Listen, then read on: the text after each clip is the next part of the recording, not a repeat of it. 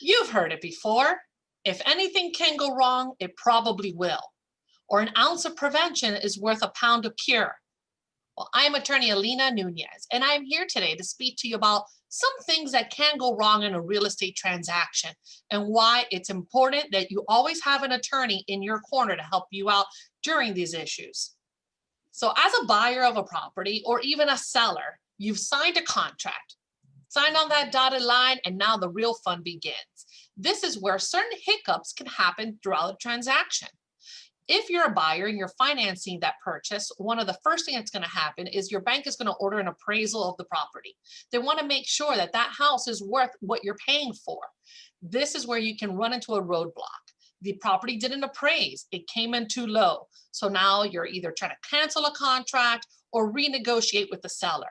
This is where it's very important to have a real estate attorney on your side with this knowledge to be able to guide you and navigate you through this, to prepare whatever addendums need to be prepared for that contract, depending on what agreements you've reached with the seller.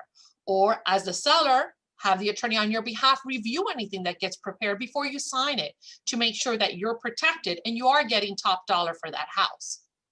So the next step in the process that often brings a lot of roadblocks is the inspection period.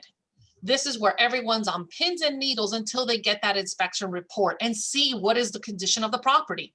Is the roof okay or is it leaking? Do you have termites? What about the pipes? Are you going to have a hassle on your hands down the road?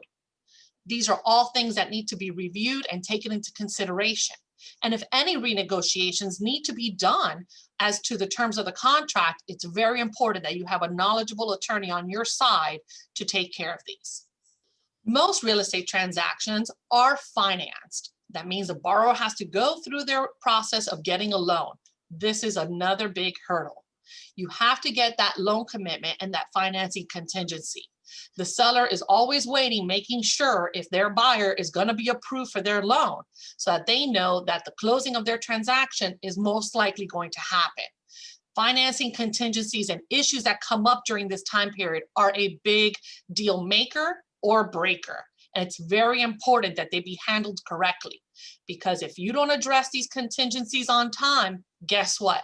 You'll be out of contract, and as the buyer, your deposit could potentially be at risk. So all of these issues that we talked about all come back to one thing: the dispute over the escrow deposit. That is what gives the seller the right to try to make a claim against that money if a buyer doesn't comply with the terms of the contract. This is one of the largest issues that we have in a real estate transaction, and often can lead to the buyer and the seller even having to go to court to fight over that escrow deposit if there's an issue along the way. And although most people think that a real estate transaction is an easy process, I can guarantee you, as an attorney who's been doing this for many years, it is not. It often has its little hiccups along the way. And that's why it's very important that you have a knowledgeable and experienced real estate attorney guide you through this. Give us a call. We'll be happy to help.